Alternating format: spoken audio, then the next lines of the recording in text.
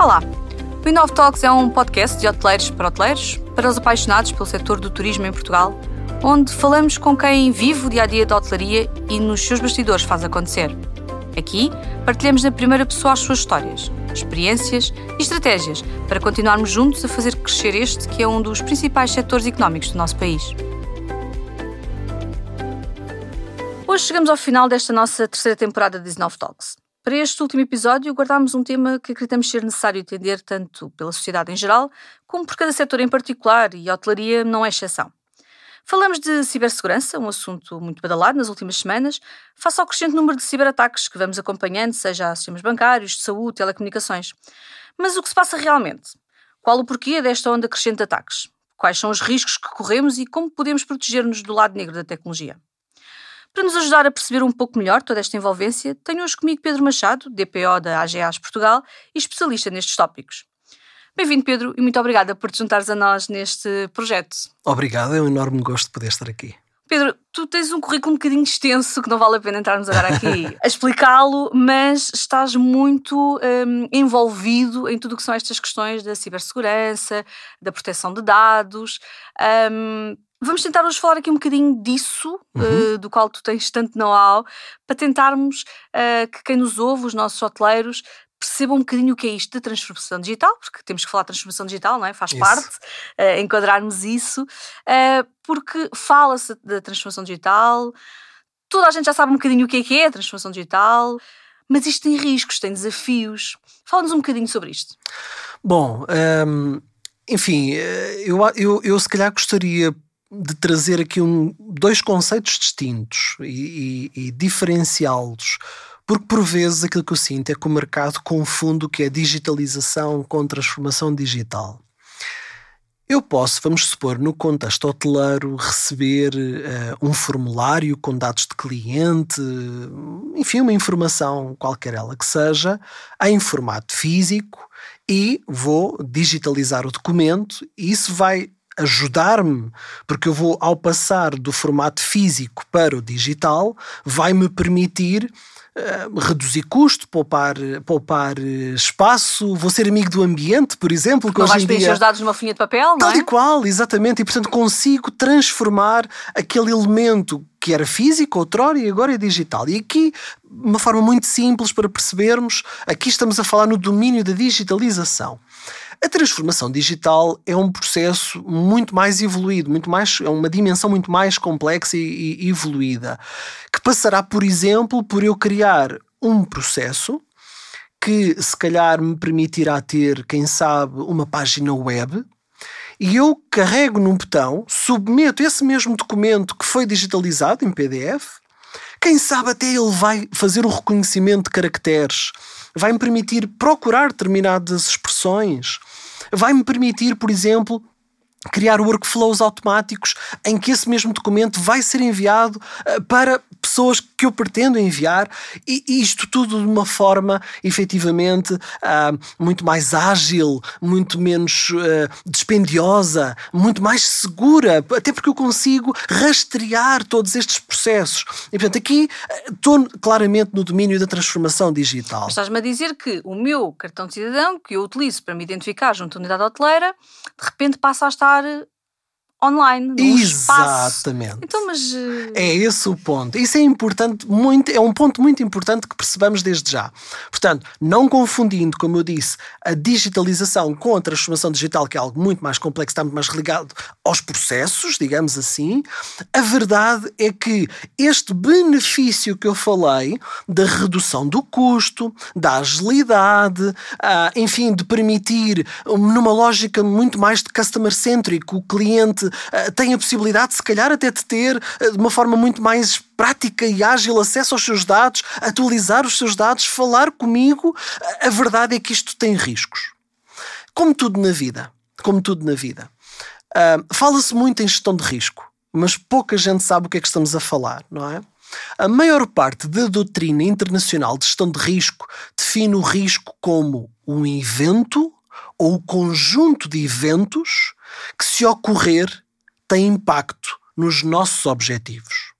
E nós vivemos muito isso no setor hoteleiro. Se pensarmos os últimos episódios, especialmente ligado aqui à pandemia, houve efetivamente um conjunto de ocorrências, de eventos, que acabaram por ter impacto naquilo que eram os objetivos que o setor tinha para atingir. Agora, quando falamos nestes impactos, é um facto que, pela nossa cultura mais negativa, mais conservadora, tendemos sempre a olhar mais para o lado negativo, para aquilo que nós chamamos de ameaça, e esquecemos que a boa gestão de risco tem que olhar tanto para o fator de ameaça como para a oportunidade, para o lado positivo. Ou seja, tecnicamente o que nós dizemos é, um gestor hoje em dia tem que pensar sempre que para fazer uma boa gestão de risco, tanto tem que dar valor à redução da ameaça como à majoração, à exploração da oportunidade. Eu tenho imensas questões para te colocar, Pedro, com isso que tu estás a dizer. Bom, hoje se conseguimos ser o mais sintéticos possível. Antes de chegarmos à gestão de risco, que é efetivamente onde eu quero chegar, acho que há aqui um intermédio e que eu sinto muito na hotelaria. Como sabes, eu acompanho imensos clientes de hoteleiros, não é? E vou partilhando com eles as preocupações. E ainda há, não só, e não vamos falar sobre isso hoje, infelizmente não temos tempo, sobre o processo da transformação digital, que acho que a maior parte das pessoas já tem alguma sensibilidade, e quanto mais não seja, pela nossa conversa hoje aqui, eles vão procurar esta parte que falta, mas há uma falta de noção que há risco. Portanto, antes de gerirmos o risco, de termos tomar a posição e irmos à procura de informação para gerir esse risco, parece-me que, principalmente ao nível da hotelaria, ainda há muito desconhecimento de que há risco. É verdade. Isto porque em todas as áreas, e tem sido algo que eu tenho defendido aqui muito, claro que nós temos os grupos hoteleiros que já têm DPOs, que já têm transformação digital em implementação pelo menos, já estão sensibilizados para estas áreas, mas a hotelaria nacional, o bolo é outro mundo. É verdade. É um mundo em que tens muitos hotéis independentes e muitas pequenas cadeias que não têm o conhecimento, o mindset, não é? Para isto. E, portanto, parece-me que o problema da cibersegurança, da segurança dos dados, sejam eles quais forem que os hotéis possam ter, ainda está um bocadinho atrás dessa gestão de risco. É portanto, verdade. Podemos aqui de alguma forma sensibilizar para quem nos ouve que há risco. Onde é que está o risco? Quais são os pontos sensíveis que se calhar precisamos de parar para olhar? Sim, eu acho que é uma dimensão, estou absolutamente de acordo, é uma dimensão que nem sempre resulta claro para todos. Por vários fatores, lá está, tem a ver com o próprio negócio, com o próprio mindset, tem a ver até com a nossa cultura, como eu dizia, não é? Por vezes acabamos por estar muito focados apenas numa parte do iceberg e não vemos às vezes aquilo que é efetivamente mais, mais relevante e até de maior dimensão. Pensar que recebemos dados do nosso cliente, digitalizamos esses dados e vamos inseri-los dentro de um workflow que inclusivamente terminará no armazenamento desses dados. Mas esses dados são dados de uma dissitura enorme do ponto de vista de identificação, contacto, pode inclusivamente ter, para melhor conforto e segurança do próprio cliente nas nossas unidades hoteleiras, a informação de natureza até da sua saúde, de determinadas limitações, intolerâncias, corporizará também na forma, nos encargos que o mesmo assumirá ao longo dessa relação connosco também alguma capacidade financeira. Portanto, há que perceber que todos esses dados constituem risco, especialmente ao nível de direitos, liberdades e garantias dessas pessoas. E, portanto, isso responsabiliza-nos, por um lado, e creio que foi bom a nota que eu dei do risco, porque este deverá de ser o driver, inclusivamente, quem sabe até, se assim o entenderes, da nossa discussão para se perceber bem isto, porque eu acho que ninguém duvida dos benefícios que a transformação digital traz. Mas não podemos esquecer esses mesmos... Também traz responsabilidade. Essas ameaças. Exatamente, essa mesma responsabilidade é o termo correto. Porque, desde logo, eu tenho que olhar para os dados que eu tenho do meu cliente. Eu não posso tratar o seu nome, o seu NIF da mesma forma que trato o número de cartão de crédito, os seus problemas de saúde, em que eu vou ter que acautelar na minha relação com ele, etc. Dentro e a hotelaria tem muitos pontos sensíveis, sem dúvida. Inclusive na área da saúde. Sem dúvida, sem dúvida. E se forem parar às mãos de quem, enfim, não deveria ter acesso, aqui podemos estar efetivamente num problema muito grave. Sabes, Zélia, eu há uns bons anos que luto contra um conceito. Eu tenho 3 filhotes pequenos. Há sempre aquele conceito das crianças, bem, agora se calhar não tanto, mas mais na nossa geração, de dizer come a sopa se não vem o bicho-papão e o homem do saco, não era? É um conceito muito interessante. E sabes que a verdade é que, especialmente na nossa geração, como eu dizia, nós fomos crescendo e adivinha, percebemos que não existe o bicho-papão e o homem do saco. É verdade. Então deixámos de comer sopa. Ai meu Deus, o que nós agora começámos aqui a desvendar. É verdade. Que ainda no bicho-papão, que temos de cuidar. Seja, mas não existe efetivamente. E o que é que isso leva? Leva à conversão dos hambúrgueres com as batatas fritas. Nada contra, eu adoro. Aliás, basta olhar para a minha fisionomia e percebem isso. Mas a verdade é que é importante perceber os benefícios, não pelo medo, mas pelo aquilo que efetivamente são os benefícios que temos a obter. Olhar para as obrigações da forma como temos nas unidades hoteleiras de lidar com estes dados apenas pelo aquilo que resulta das obrigações legais e regulatórias nesta matéria, designadamente daquilo que vem do Regulamento Geral sobre a Proteção de Dados, a Lei de Execução, portanto, sendo um regulamento é de aplicação direta, não há necessidade de transpor para o ordenamento jurídico como se fosse uma diretiva europeia, a própria Lei Nacional, a Lei 58 de 2019, leis que inclusivamente nos obrigam em termos de a Lei de Cibercrime, por exemplo, a Lei 109 de 2009, entre muitas outras obrigações legais, sim, porque há quem pense ainda que isto da proteção de dados é uma coisa chata, começou agora a partir de 25 de maio de 2018. Esquece que isto já era uma obrigação em Portugal desde 1991, com a Lei número 10, e depois, em 1995, veio uma diretiva europeia, que era a Diretiva 95/46, que foi transposta para o ordenamento jurídico na nossa primeira Lei de Proteção de Dados em Portugal, e que todos tínhamos que cumprir, em 1998, que era a Lei 67/98. Mas sabes que ainda hoje, estamos em 2022... há clientes que desconhecem, digamos assim, o Regulamento Geral de Proteção de Dados, ou que pensam que isso é só dar uma folhinha ao senhor para assinar para poder ficar com os seus dados. E isto parece-me extremamente grave, porque retrata essa falta de informação que estavas a mencionar.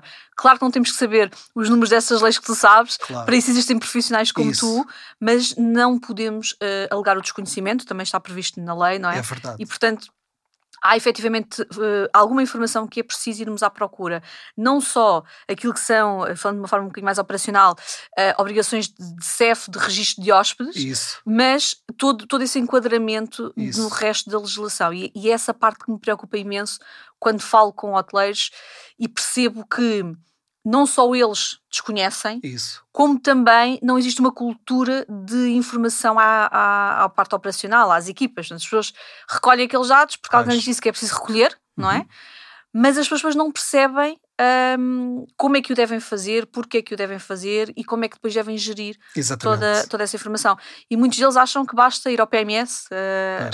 colocar os dados e o software do PMS, ele tem para lá uma coisa qualquer e está protegido e não tem que me preocupar com mais nada. E é um processo muito mais abrangente. É verdade, é verdade. Sabes que é uma abordagem fantástica que acabaste por descrever, porque também me permite a mim fazer esta ligação que eu dizia do bicho-papão e do homem do saco. Porque estas mesmas leis, que é um facto, eu concordo contigo, portanto, só mais os profissionais que estão a relacionar, enfim, no seu dia-a-dia, estritamente na sua função com estas matérias, têm a obrigação de o saber, mas as coimas que daqui resultam, na perspectiva legal e regulatória, são enormes, e uma coisa que a sociedade insiste em não falar. Tu sabias que isto pode dar até 5 anos de cadeia para os responsáveis das unidades hoteleiras? Mas sabes, quando eu menciono essas coisas, e sabes que nós, ITBase, tentámos estar na ponta, não é? Do tema, quando nós temos este tipo de abordagem, quando nós alertamos para este tipo de situações e falamos das coimas, das sanções, parece que aquilo... Estás a falar ir para os grandes. Pois. Eu sou uma coisa tão pequenina, tenho meio dúzia de quartos, 150 quartos, 100 quartos. Isso, para mim... não é? Pois, não pode ser. Esta falha de É um risco que as pessoas estão a viver todos os dias, por desconhecimento. Por desconhecimento. Agora, uma coisa é um facto, e isto são verdades absolutas que ninguém valoriza até o dia de ter um problema muito grave. Muito grave. E é simples, pode ser uma pequena unidade hoteleira que tem a sorte de receber uma pessoa, se calhar até nem tem noção, mas alguém que pode ser estratégico num determinado domínio da sociedade. Pode ser até uma figura pública ou não. Alguém que a pessoa não faz a mínima ideia com quem está a lidar, e pode ser alguém que tem um interesse estratégico na sociedade. Alguém que é um target de uma determinada organização, de uma determinada comunidade, de um determinado movimento. E seja num contexto de ecativismo, seja num contexto de espionagem industrial, seja nos mais variados contextos, pode haver um ataque a essa entidade, a essa unidade hoteleira, que, se não estiver preparada, vai sofrer imenso. Agora, repara, Zélia, o que estamos aqui a falar é o bicho-papão e o homem do saco. Certo. Atenção, que todos que nos ouvem, que tenham presente, o que estamos a falar não é um medo gratuito. Isto é a verdade, nua e crua nos termos da lei. E há reguladores, a Comissão Nacional de Proteção de Dados, o Ministério Público, têm essa missão de monitorizar, de aplicar coimas, de fazer o seu trabalho no dia-a-dia, e fazem-no. Agora, não obstante deste lado mais de ameaça, nós não podemos esquecer o manancial que temos aqui de oportunidade. Qualquer um de nós, como cliente hoteleiro, e agora vamos pôr no outro lado, inclusivamente se calhar convidava até os nossos ouvintes, apesar de gestores e responsáveis de unidades hoteleiras, de se porem na pele do cliente. Porque por vezes acontece isso. Nós focamos tanto na nossa visão, na nossa responsabilidade de gestão, que esquecemos o que é sentir o cliente. E às vezes o sucesso começa por aí. Vestir essa pele, simular, não é? Como é que um cliente sente ao entrar na nossa unidade, falar com os nossos colaboradores, falar connosco, não é? Olhar à nossa volta e aquilo que vê, e a forma como nós conseguimos transmitir-lhe transparência, informação, todas aquelas obrigações que a lei nos exige. Isto corporiza um ambiente, uma relação de confiança. Isto é, do ponto de vista reputacional, é intrínseco. A pessoa percebe que pode confiar os seus dados na nossa unidade. Não tenho problema em chegar e dar o meu passaporte, e dar o meu cartão de crédito, e dar o que quer que seja, porque eu confio neles. Porque eu olho à minha volta e os CCTVs têm o raio da nota informativa ali exposta.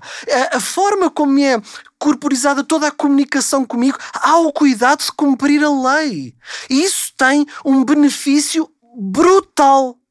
E, portanto, aquilo que estás a dizer é que esta transformação digital, que é expectável que aconteça, tem vindo a acontecer e que é expectável que seja mais reforçada nos próximos tempos, tem que vir anexada a ela essa preocupação, esse desafio. Absolutamente. De transparência e segurança. Absolutamente. No processo. Absolutamente. Repara, nós estamos a ser nossos amigos e dos nossos clientes. Porquê nossos amigos? Porque estamos a evitar muitas dores de cabeça. Quando acontecerem, há que perceber que um problema nestes domínios é um problema que vai tirar muitas noites, vai nos tirar muito dinheiro e pode, no limite, rebentar completamente com os nossos negócios, com os nossos investimentos e com o trabalho de muita gente. E estamos a ser amigos do cliente porque, efetivamente, estamos a criar também a sua proteção, transparência, informação em tudo o que é as suas relações connosco. E, portanto, o benefício, por isso é que eu dizia no início, em tom de brincadeira, claro que nós podemos fazer aquilo que mais se vê no mercado, que é a venda do bicho-papão e do homem do saco. Mas, não obstante disso, há um manancial de oportunidades. Cumprir com o RGPD, que me diz assim, eu tenho obrigações legais. Eu vou dar um exemplo muito prático para quem nos ouve perceber muito bem o que estamos a falar. É uma coisa muito simples. Existem obrigações legais de conservação desses dados por períodos máximos previstos na lei. Significa que, terminado esse período, eu tenho a obrigação de eliminar nas minhas unidades toda essa informação que não faz qualquer sentido continuar comigo. Porque já passou um tempo bastante grande que a lei prevê. Agora repara, a eliminação destes dados permite-me criar agilidade aos meus sistemas de informação que não estão ali com tantos dados em cima, evitar problemas de integridade Se for documentos físicos em papel, porque aqui falamos muito no digital, mas atenção, estas obrigações são aplicadas quer no domínio físico, quer no domínio digital. E, portanto, se calhar há unidades hoteleiras que vão libertar muitas salas de arquivos, de papel que se calhar pouco já legível está, porque a ferrugem dos agrafos já tem dominado absolutamente todo o resto do papel. E, portanto, e é algo positivo, compreendes? É uma higienização da organização nos seus processos. Por isso é que eu falava, está relacionado com a optimização de custo, com a redução do número de incidentes, do número de problemas, com um benefício incrível para a organização. Portanto, um investimento nesta área não é um custo. É literalmente um investimento que terá o seu payback num determinado momento. Portanto, eu tenho ROI, eu tenho retorno do meu investimento aqui. Se calhar, antes de entrarmos aqui na questão do investimento, que obviamente é sempre um tema quente, não é? Porque as pessoas dizem-me assim, está bem, sempre giro, mas eu vou gastar muito dinheiro e não tenho, não pode ser, não é? Antes de falarmos de investimento, porque claro que partilhamos aqui a ideia de que o investimento traz retorno, portanto, antes de chegarmos aí, vamos-lhes dar mais alguns argumentos. E gostava que falasses um bocadinho da gestão desses dados. Já foste tocando aqui ao de leve, esta gestão de dados e este valor de dados, porque na realidade o hotel, desde o primeiro contacto que tem com o cliente até sair e às vezes após check-out, existem várias interações onde são, ou podem ser, porque podemos recolher ainda mais, mas onde são recolhidos dados que podem ser utilizados para uma otimização da gestão da unidade hoteleira. Eu recolher os dados do cartão de cidadão, eu recolher dados sobre aquilo que o cliente consumiu, quando é que consumiu, em que momentos, em que quantidades, isto pode ser aproveitado, pode ser rentabilizado? Pode ser rentabilizado. Agora importa dizer, lá está, que a lei também coloca aqui alguns limites nessa rentabilização, ok? Mas absolutamente que sim. Sabes que estava-te a ouvir na tua pergunta e estava-me a recordar, creio que foi em 2005, um grande império muito ligado ao mundo de jogos e casinos nos Estados Unidos, que entretanto entrou em pré-falência, e recordo-me na altura quando se começaram a fazer algumas análises também forenses para se perceber os motivos do ponto de vista de gestão, porque é que a organização chegou àquele estado. Lembro-me deles terem, uma das conclusões foi que tinham dados muito ricos de 45 milhões de pessoas, o que representava cerca de 1,7 bilhões de dólares de valor desses dados. Portanto, por vezes nós não nos apercebemos, mas esses dados têm efetivamente muito valor. Têm valor não estritamente na questão dos dados, mas na informação que dali resultará. E qual é a diferença? Se calhar aqui convém eu dizer desde já, para ficar claro para todos, há uma grande diferença entre dados e informação, não é? Exatamente. Portanto, os dados são, digamos, são artefactos, são símbolos, podem ser, enfim, letras, podem ser imagens. Informação que aleatória não significa nada, na realidade. Exatamente, essa é que é a questão. Ou seja, ela só se torna informação quando eu consigo aplicar conhecimento e inteligência a esses mesmos dados e obtenho deles um determinado significado. Portanto, porquê é que eu estou a dar esta nota? Porque por vezes os dados que nós temos, que são dados, e que nós percebemos e obtemos a informação deles mesmos porque conseguimos interpretá-los, por vezes eles combinados, nós conseguimos obter muito mais conhecimento, muito mais informação do que aquilo que na sua estrutura, na sua pureza inicial, nos revela. Ok? Um exemplo que tu disseste, os consumos. Bem, se eu vir que uma pessoa está permanentemente a ir ao bar, a fazer um determinado consumo desenfreado de determinadas bebidas, não é? Alcoólicas, por exemplo, isso corporiza um determinado perfil da pessoa, um determinado problema, vulnerabilidade da pessoa. Então, isto é um exemplo muito simples que agarrei na tua frase, repara, e naturalmente que quem nos ouve percebe a profundidade do tema, vai muito além de tudo isto. Quem é que nós recebemos nos nossos quartos à noite? Se calhar fora do hotel? Não é? Sabemos como é que funciona e, portanto, tudo isto corporiza aqui um conjunto de informação e é da responsabilidade da unidade hoteleira salvaguardar aqui um conjunto de, de garantir os tais limites que a própria lei nos impõe. E, portanto, há um princípio aqui absolutamente sagrado que nós temos que nortear esta nossa discussão, que a lei chama a minimização, o princípio da minimização. Isto é, eu só posso estar a recolher do meu cliente os dados que são estritamente necessários para a finalidade. Pronto. Encontrar o equilíbrio. Não é? Exatamente. Zélia, isto é tão interessante, porque eu tenho acompanhado, não apenas no contexto até profissional, mas mais académico, que acaba às vezes com menos filtros, as pessoas às vezes revelam, enfim, muita coisa. Partilham mais. Sem qualquer filtro. E a verdade é que eu me apercebo que as empresas percebem que os dados têm valor, procuram recolher muita coisa, mas sabes, no fim, o valor que dão àquilo é nenhum.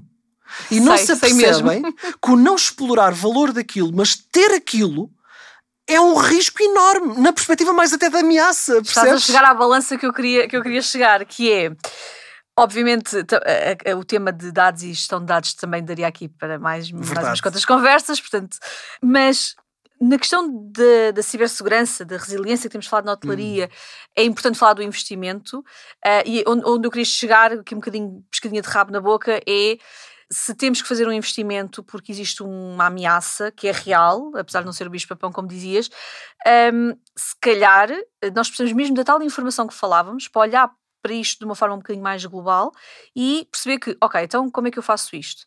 Eu preciso recolher determinados dados por obrigações legais, preciso recolher alguns dados por questões operacionais, de gestão, tomada de decisão, mas isto individualmente não me diz nada, eu preciso que isto seja transformado, não é? Por forma a que eu possa tomar decisões e possa também cumprir obrigações legais.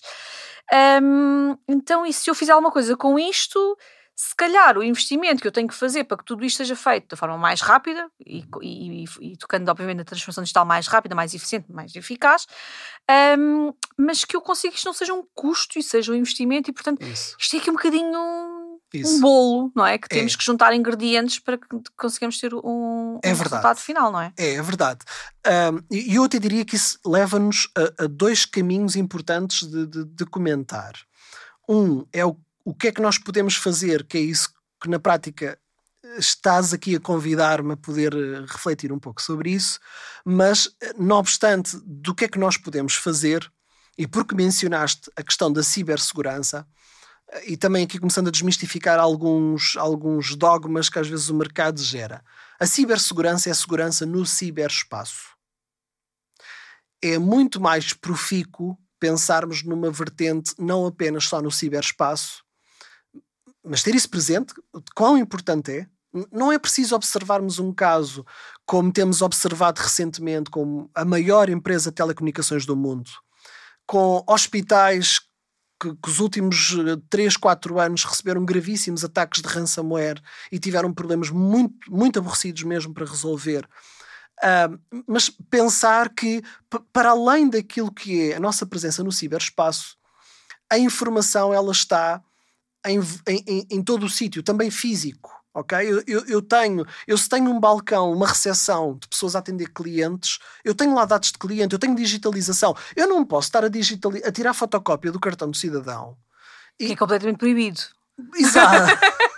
Deixa-me fazer a parênteses porque ainda há quem pergunte se pode fazer. Claro, e depois tratar aquilo de uma forma perfeitamente leviana, percebes? E ficar ali, sabe Deus para onde é que aquilo vai, e mesmo a destruição de documentos com alguma sensibilidade, nem sequer passa por uma destruidora de papel, vai para o lixo comum, que se alguém tiver acesso ao lixo, permite-me chocar um bocadinho os nossos ouvintes e dizer que alguns dos mais bem-sucedidos e famosos hackers do mundo não obtiveram os credenciais das suas entidades de destino através de técnicas muito ninjas no mundo digital. Eles foram às lixeiras.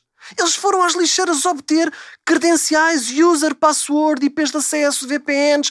Estava lá tudo.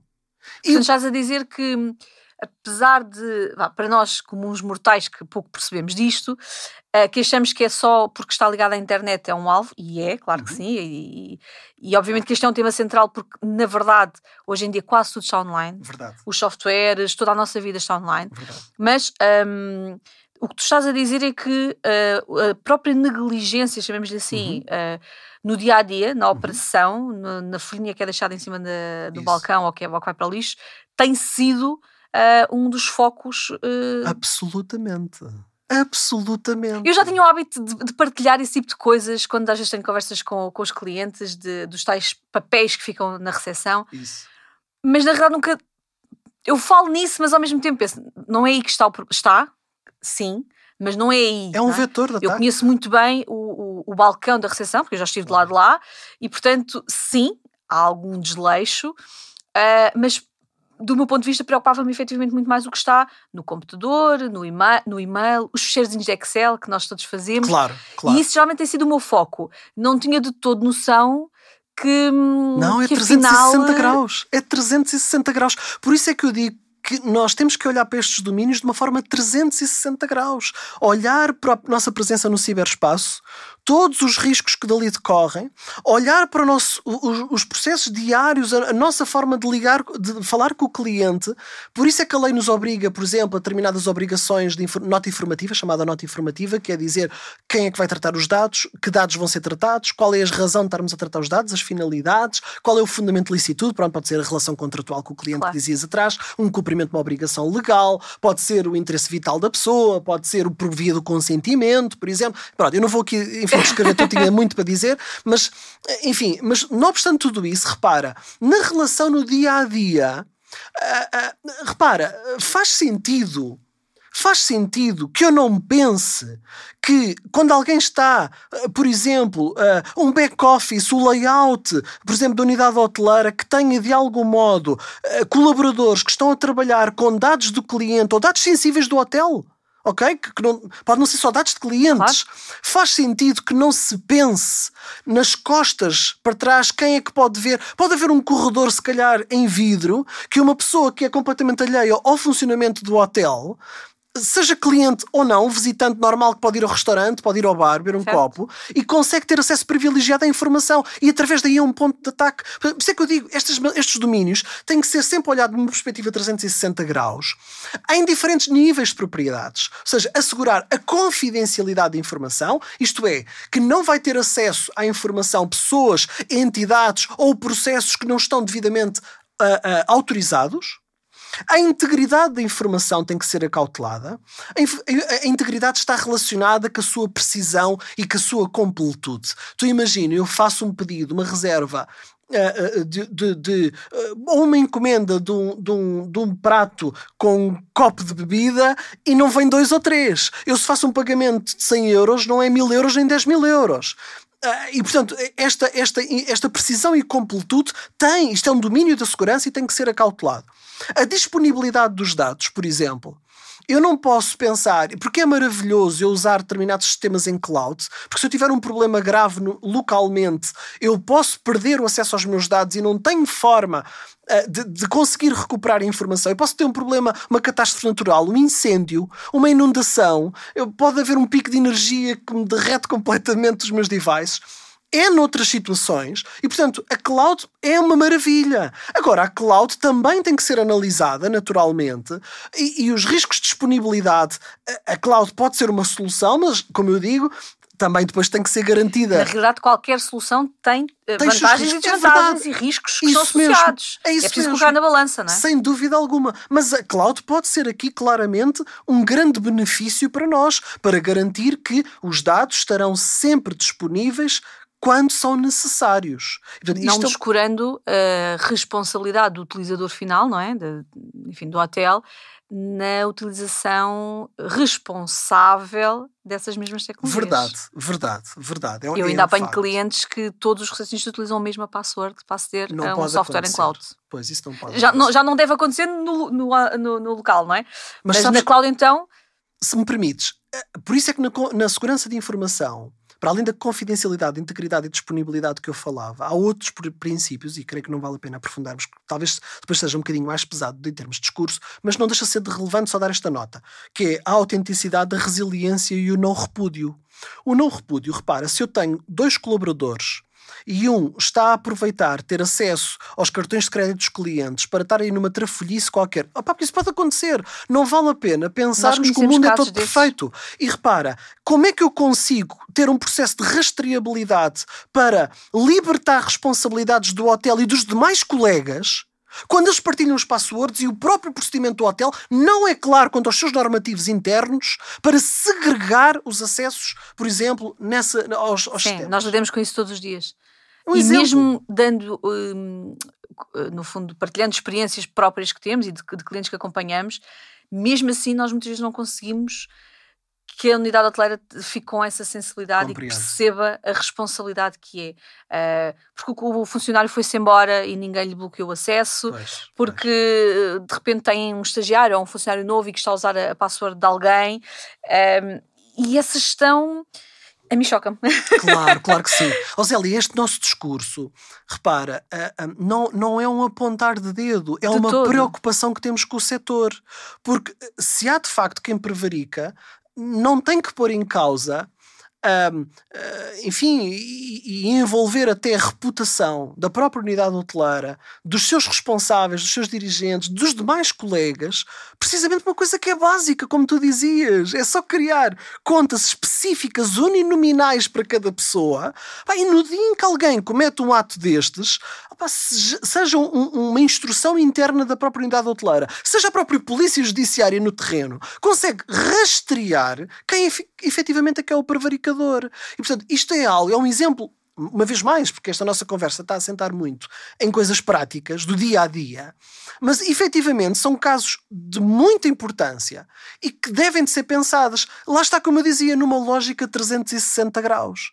Porque se pensarmos só apenas no domínio ciber, ou seja, na segurança no ciberespaço, ela é tão importante, a sério. É verdade. As pessoas não imaginam o quão importante é garantir a segurança no ciberespaço, também nestas propriedades que eu aqui falava.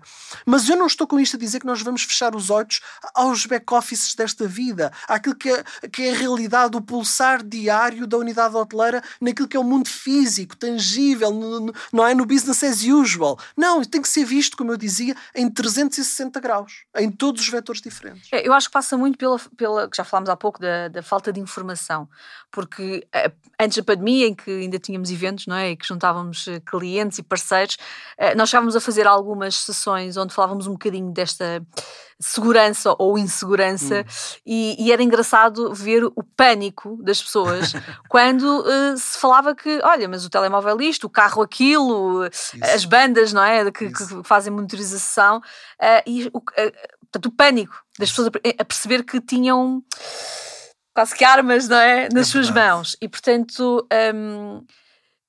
e depois nós chocarmos as pessoas com esta realidade, a seguir dizemos, está bem, mas olha, nós usamos porque facilita, porque tem benefícios.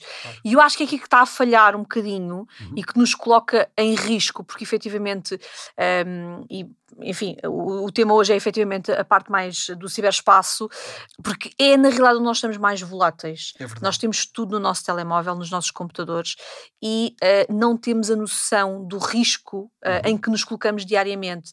E obviamente que extrapolando isto para o negócio, em que é tão fácil aceder a coisas porque as próprias empresas não têm a preocupação, não é, de se protegerem. Exatamente. E perceber que se calhar assim num estalar de dedos pode ser o fim de um negócio. É verdade. E portanto esta desinformação é que eu acho que me preocupa, porque nós vamos continuar a usar a tecnologia, vamos continuar a transformação digital e o cyberespaço, a internet e tudo aquilo que usamos hoje em dia, se calhar até mais, de outra forma, mas não podemos é continuar a fazer este caminho sem informação.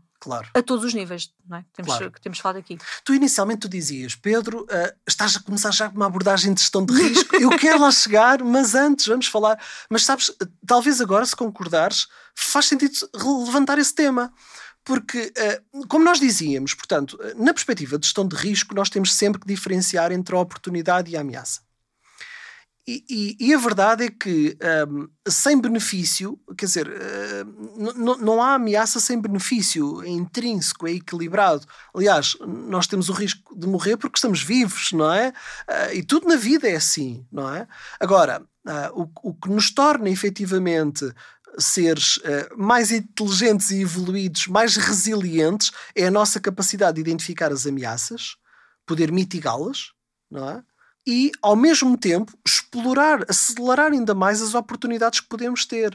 Portanto, a presença no ciberespaço é, cada vez mais, um requisito fundamental de quem quer sobreviver. Porque, repara, a forma como hoje em dia um cliente procura interagir com quase todas as organizações, não é? Nesta lógica do mercado único digital, o ciberespaço veio trazer uma vantagem brutal. Agora, ao mesmo tempo, nós não podemos ter determinados conceitos que temos no mundo físico, não é? Ainda há muita gente que pensa a questão das fronteiras, por exemplo. Não é? Nós no mundo físico temos fronteiras. No mundo digital as fronteiras é discutível.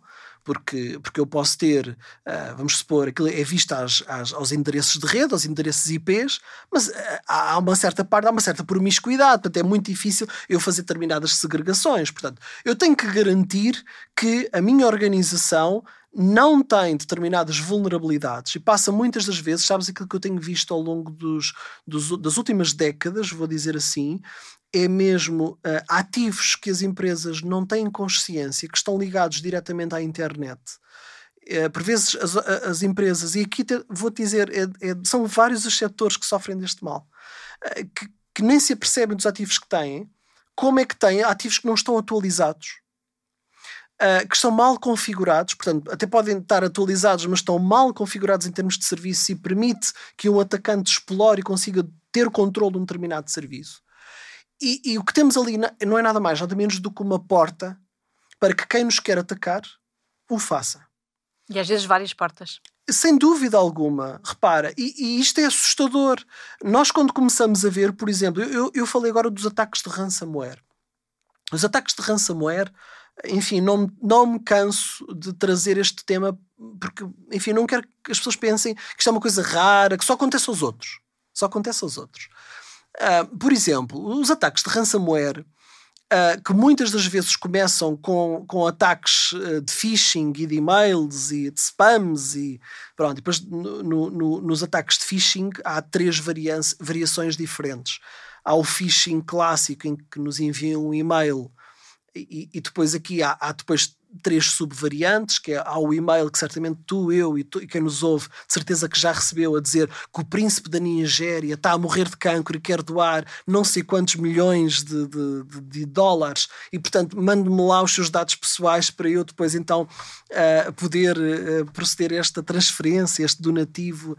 Pronto, há estas coisas absurdas. Por incrível que pareça, há pessoas que acreditam nisto e enviam os seus dados pessoais, e enviam o seu cartão de cidadão e outro tipo de elementos. De uma forma extremamente inocente. E que são elementos, por exemplo, só com o cartão de cidadão, nós hoje em dia, à distância, podemos celebrar um contrato. Portanto, há que perceber aqui, quando tu dizias atrás porque é que não é legal, não é, digitalizar o cartão de cidadão nesses termos, há que perceber que a lei não é só complicar a vida das pessoas de forma gratuita. É porque termos um cartão de cidadão, eu posso celebrar um contrato à distância, tranquilamente, só com esse elemento.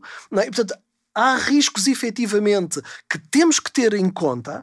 Agora, repara, há temas que nós não podemos dizer assim, eu vou deixar de estar no ciberespaço porque posso sofrer um determinado ataque. O ransomware tem sido algo extremamente comum. Eu falava, por exemplo, do phishing, a variação de enviar o príncipe da Nigéria, portanto, com aquele tipo de exatamente. Depois há outras situações em que o próprio e-mail tem um anexo, pode ser um PDF, pode ser um fecheiro doc, mas que é um malware que quando nós abrimos vamos ter um problema, faz coisas, exatamente.